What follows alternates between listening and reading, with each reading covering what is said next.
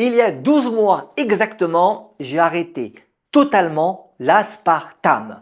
Plus précisément, j'ai arrêté ce que je buvais tous les jours, les boissons édulcorées, soda zéro, soda light, sans calories. Dans cette vidéo, je vais vous dire d'abord pourquoi j'ai fait cela.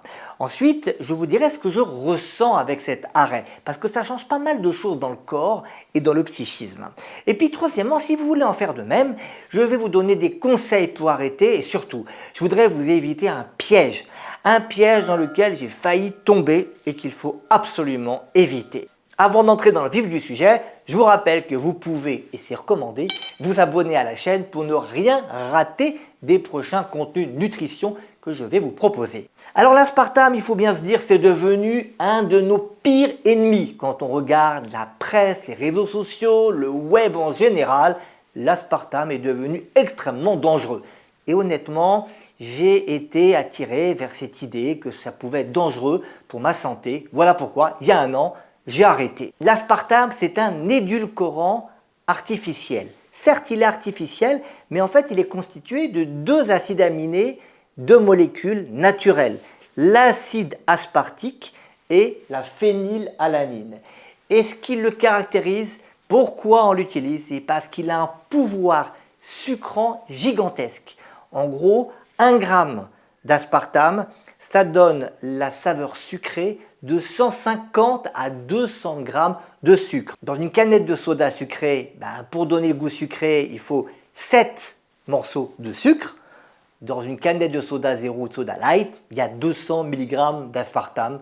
C'est pratiquement rien. Et puis il y a d'autres édulcorants également en petite quantité pour donner cette saveur sucrée sans calories. Ça, on utilise ce pouvoir des édulcorants depuis pas mal d'années. Bon, ce qu'on avait déjà montré, c'est qu'il n'y avait pas de bénéfice pour perdre du poids à manger des produits édulcorés. Ça ne protège pas du diabète, ça ne protège pas des maladies. Mais ce qui est apparu ces dernières années, c'est des craintes, et notamment des craintes d'apparition d'un cancer. Mais je vous dis tout de suite, rien à voir avec le tabac, rien à voir avec l'alcool, qui sont des cancérogènes certains. Il faut revenir sur la réalité scientifique. L'Organisation mondiale de la santé, et particulièrement le CIRC, Centre international de recherche sur le cancer, a effectivement classé l'aspartame dans la catégorie des molécules des produits cancérogènes possibles, c'est-à-dire peut-être cancérogènes. Attention, cancérogène possible. Les mots ont un sens en médecine. Possible, ça ne veut pas dire avéré, et possible, ça ne veut pas dire probable. Probable, ça veut dire que ça donne probablement le cancer. Possible, ça veut dire qu'on ne peut pas l'éliminer, qu'il y a quelques arguments, mais que les données dont on dispose ne permettent pas de l'affirmer.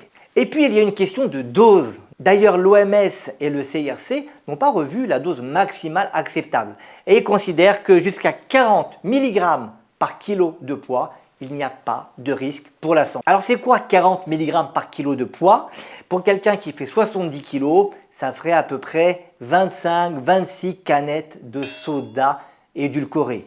Ça ferait 22 yaourts aux édulcorants, 350 sucrètes, les sucrètes d'édulcorants que l'on met dans le café. Donc on est loin de dire que si on consomme un verre de soda ou un yaourt édulcoré par jour, on va provoquer le cancer. Donc vous l'avez compris, il faut relativiser les risques. Alors pourquoi j'ai quand même arrêté l'aspartame et les sodas zéro et light il y a un an? Eh bien parce que j'avais le sentiment d'être dépendant de ces boissons. Je suis arrivé à en boire jusqu'à 2 litres par jour. Alors c'est vrai qu'à ce niveau-là, on se dit que ça ne doit pas être très bon pour le corps. Ce que j'ai ressenti au début, c'est un manque. Et un an après, honnêtement, c'est plus vraiment la boisson que j'ai envie de boire au quotidien. Mais il y a un piège dans lequel j'ai failli tomber, j'ai été surpris moi-même, et faites attention parce que ça peut tous nous arriver, à force de diaboliser les édulcorants, de se dire que c'est pas bon pour la santé, que ça donne le cancer, que ces boissons nous rendent dépendants, eh bien on se dit finalement, il vaut mieux boire sucré.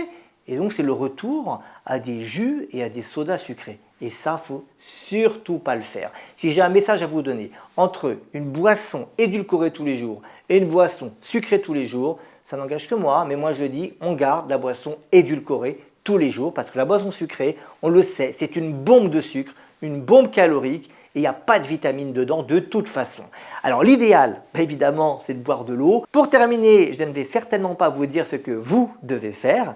On est heureusement libre en nutrition, libre de manger ce qu'on veut, libre de boire ce qu'on veut, à chacune, à chacun de faire ses choix. Voilà, vous avez un peu d'informations, je vous ai partagé mon expérience. N'hésitez pas d'ailleurs vous-même à partager vos expériences en commentaire et je répondrai avec grand plaisir. Merci à vous de m'avoir suivi et je vous dis à très bientôt, si vous le voulez, sur la chaîne.